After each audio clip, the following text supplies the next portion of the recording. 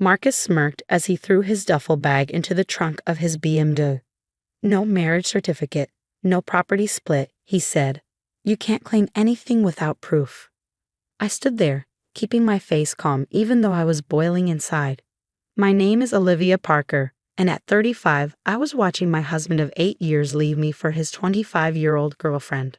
A husband who had conveniently lost our marriage certificate 2 months ago during our home renovation. Don't worry about the house, Marcus added, checking his hair in the car mirror. You can stay here until I decide what to do with it. Consider it a gift. He even winked, like he was being generous. I crossed my arms, silently watching him. He expected me to cry, beg, or get angry. Instead, I said nothing. No reaction, he asked, sounding disappointed. Not going to fight for our marriage. I almost laughed.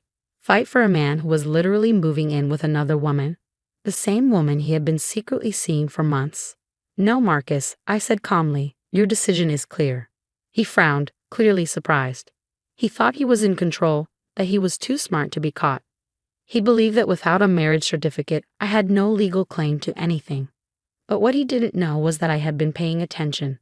The late nights, the locked phone, the work dinners that never showed up on his expense reports, I had seen it all. After all, I had worked in criminal investigations for years. This would be easier if you just accepted that things change, Marcus continued. Sophia understands me in ways you never could. I smiled slightly. Sophia, the young paralegal who somehow lived in a luxury apartment. The same woman who had been asking a lot of questions about our property at the office Christmas party. I'm sure she does, I replied. Something in my tone made Marcus pause. What do you mean by that? I shrugged. Just wishing you well. That's what divorcing couples do, right? He narrowed his eyes. We're not divorcing. No marriage certificate, no divorce. And even if you found a copy, everything's in my name. You have nothing.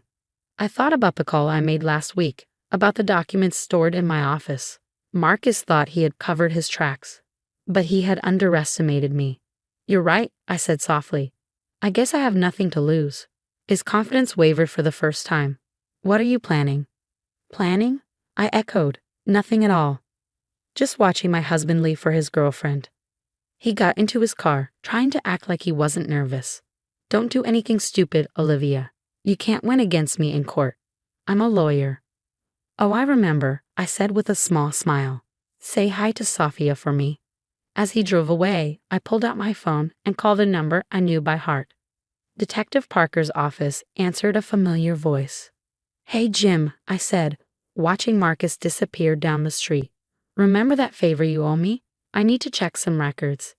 Jim chuckled. This about Marcus? Let's just say I need to verify some paperwork. About time, Jim said. Come by tomorrow, and Olivia, bring your laptop. You'll want to see this. I ended the call and looked up at the house Marcus thought he could take from me. He had always underestimated me. He forgot that before I was his wife, I was a forensic investigator, specializing in financial crimes. Tomorrow was going to be very interesting. The next morning, I walked into Jim's office carrying my laptop and 8 years' worth of carefully documented evidence. The familiar smell of coffee and old case files brought back memories of my days working in this department. Still keeping that door hinge squeaky for dramatic effect, I asked, settling into the chair across from his desk. Jim grinned, pushing a cup of coffee toward me. Some things never change. Speaking of change, I pulled those records you asked about. He turned his monitor toward me. Your husband's been busy. I leaned forward, scanning the document on his screen. It was a digital copy of our marriage certificate filed with the county clerk's office 8 years ago. Next to it was a series of access logs showing repeated attempts to alter the digital records over the past 3 months. He tried to hack the county database. I couldn't help but laugh. Marcus always thought he was smarter than everyone else. Not just tried, Jim said, clicking through more logs. He paid someone to do it, left a pretty clear trail too. Amateur hour stuff. He paused, studying my face. You knew this was coming, didn't you? I opened my laptop, pulling up folders of meticulously organized files. Let's just say I learned a thing or two about documentation during our marriage. Each folder contained years of financial records, property deeds, text messages, and emails. I'd started backing everything up the day Marcus began working late with his new paralegal. Look at this, I said, showing Jim a particular email thread. 3 months ago, Sophia started asking about property transfers and marriage nullification. Marcus thought he was being clever using her private email, but he forgot I used to track digital forensics for a living. Jim whistled low as he scrolled through the evidence. He's not just trying to hide your marriage. He's been moving assets around, setting up shell companies. His eyes narrowed at a particular document. Is that the deed to your Vermont cabin? The one he claims is only in his name. I smiled. Check the original filing date. Jim's eyebrows shot up as he read. You bought it before the marriage, with your own money. From my 5 years of savings as an investigator, I confirmed. Marcus just assumed it was his because he's used to taking credit for everything. We spent the next hour going through the documentation. Every attempt Marcus had made to hide our marriage or shield assets had left a digital footprint. His mistake wasn't just in underestimating me. It was in forgetting what I did before I met him. One more thing, Jim said, pulling out a thick folder. Remember that fraud case you helped crack back in 2015? The one with the falsified property records? I nodded, the pieces clicking into place. The Henderson case. The one where we proved digital tampering with county records. Exactly, and guess who just hired the same tech guy Henderson used? Jim pushed a surveillance photo across the desk. It showed Marcus meeting with a man I recognized from the old case files. Oh, Marcus, I sighed, shaking my head. You really should have Googled your hacker better. Just then, my phone buzzed with a text from Marcus. Stopped by the house. Where are you? We need to talk about the property situation. I showed the message to Jim, who chuckled. Guess he's figured out he can't access the home security system anymore. Amazing what changing a few passwords can do, I replied, gathering my files. Think we have enough here? Jim nodded, his expression serious. More than enough. Want me to make some calls? I know a few judges who'd be very interested in this attempted records tampering. Not yet, I said, standing up. First, I want to give Marcus one chance to do the right thing. Not because he deserves it, but because I want him to know exactly what he's up against. Always the strategist, Jim smiled. Give him hell, Olivia. As I drove home, I thought about Marcus's face when he realized his clever plan wasn't so clever after all. He'd spent months orchestrating what he thought was the perfect escape. Hiding our marriage certificate, moving assets, setting up his new life with Sophia. All while assuming I was too trusting, too naive to notice. My phone buzzed again. Olivia, where are you? This is important. Call me. I pulled into our driveway, noticing Marcus's BMW parked on the street. He was sitting on the front steps, his usually perfect hair slightly disheveled. His confidence replaced by obvious agitation. Where have you been? He demanded, standing up as I approached. I've been trying to reach you all morning. I walked past him to unlock the door, my evidence files tucked safely in my bag. Sorry, I was at a meeting. About our marriage certificate, actually. He followed me inside, his footsteps faltering slightly. What do you mean, a meeting? I turned to face him, enjoying the flicker of uncertainty in his eyes. You know, Marcus, for a lawyer, you really should be more careful about who you hire to hack government databases. The color drained from his face. For the first time since this all began, Marcus looked genuinely afraid. What exactly are you implying? Marcus asked, trying to regain his composure as we stood in our living room. His lawyer mask was slipping back into place, but I could see the panic in his eyes. I'm not implying anything, I replied calmly, setting my bag on the coffee table.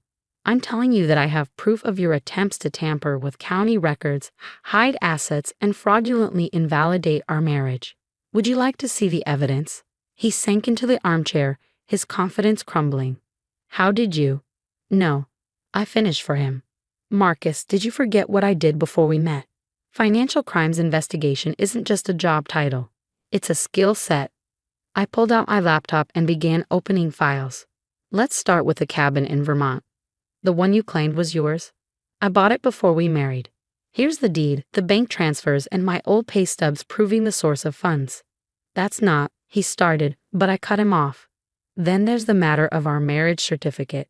Did you really think hiring the same hacker from the Henderson case was smart? The case I helped prosecute. I turned the screen toward him, showing the access logs. Every attempt to alter those records is documented. Every email between you and Sophia about property transfers tracked. Marcus stood up abruptly, pacing the room. This is ridiculous. You're trying to intimidate me. Sophia's father is a judge. He'll never let.